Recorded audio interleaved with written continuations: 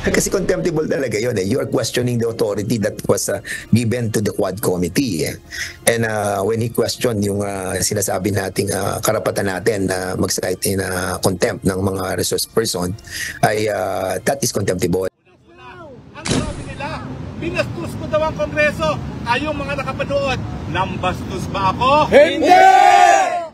Iba na sinasabi niya eh. He is now calling for a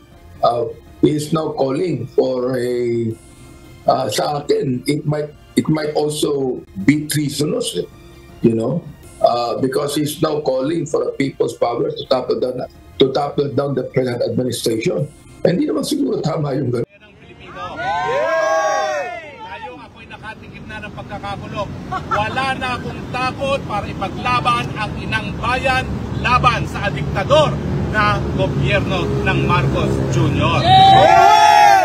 Unang-una, ang sabi nila, binastos ko daw ang Kongreso. Kayong mga nakapanood, nambastos ba ako? Hindi! 34 years of law practice. Wala ko alam ng isang korte na nagpakulong dahil hindi naka-attend ng isang hearing.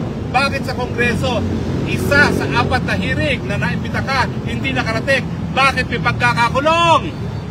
Ang sagot, dahil talagang sinusupil nila ang mga kritiko ng administrasyon nito. Sinusupil nila ang kakampi ng sambayanang Pilipino at hindi lamang ang kakampi ng mga Duterte.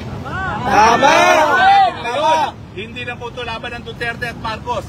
Ang laban po ngayon ay puwersa ng kadiliman laban sa puwersa ng Kasamaan! kabutihan. This is a fight between good or evil. Mga dilawan, mga piklawan, kalimutan nyo na po ang kulay ninyo. Kung kayo po talaga ay naniniwala na mayroong Panginoon, kinakailangan po manindigan kayo laban sa bisyo, manindigan kayo laban sa mga droga na nakaka-apekto sa pag-iisip, na nakaka-apekto sa pamumuhay ng sambayanang Pilipino. Hindi po tayo magpapatinag.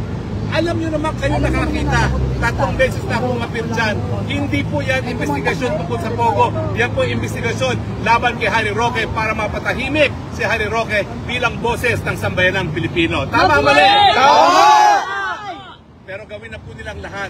Ngayong nakita ko na mabubuhay pa rin ako, miski sila ay kulungin ako, tatanggapin ko po ang pagkakakulong. Kung ito po ang magiging mitsa para ang taong bayan, bumalik dito sa EDSA at muli maghusga laban sa isang gobyerno na hindi na po sumasang-ayon sa interes ng mga mamamayan. Tama!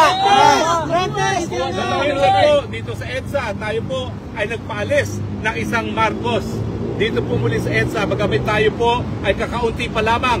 Huwag nating kakalimutan, ang pinakamalaking apoy nagsisimula sa isang mitsa. Kaya kada Biyernes, dito po tayo magkita. Ang maliit nag-uumpisa. Ang malaki nag-uumpisa sa maliit. Naniniwala po ako na kahit tayo po ay hindi ganun karami ngayong araw na ito, naniniwala po ako, ramdam ng buong sambayan ng Pilipino ang paghihirap dahil sa walang tigil na pagtaas sa presyo ng bilihin, dahil sa kakulangan ng trabaho, dahil po sa kababaan ng sweldo.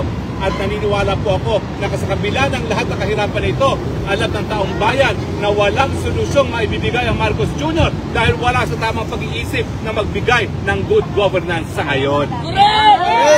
Meron naman po tayong alternatibo. Huwag natin isipin na tayo lang binasbasan ng Panginoon para mamuno sa Pilipinas. 110 million po tayo.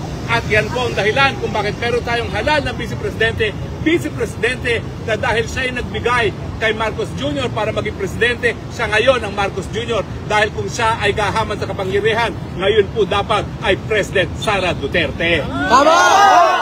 Pero nabudol man tayo, meron pa pong pag-asa. Dahil ang unang-una, magsisimula pong pag-asa sa pag-abit na nabudol tayo. Ngayong nabudol tayo at alam na natin yan, kinakailangan po, kapit-bisig tayo ngayon para itaguyod ang interes ng mamamayang Pilipino. Kakayanin natin pag tayo po ay kapit-bisig, nagsama-sama ng puwerso at nagkaisa. So, mga kababayan, every Friday po hanggang lumaki, hanggang mapuno natin ang EDSA. Kita-kita tayo dito sa Biyernes dahil hindi naman po pwede na walang gagawin ng mamamayang Pilipino habang palubog ang bansang Pilipinas. Hindi po tayo papayag. At hindi lang po symbolic ang EDSA. Ito po ay kabahagi na ng kasaysayan. nung minsan na pinaalis natin ang isang Marcos at tayo nagdiwang. Yan po ay mensahe na anytime now, maghuhusga na naman ang mga Pilipino para mapalis muli ang Marcos Jr. kung hindi siya magbabago. Tama!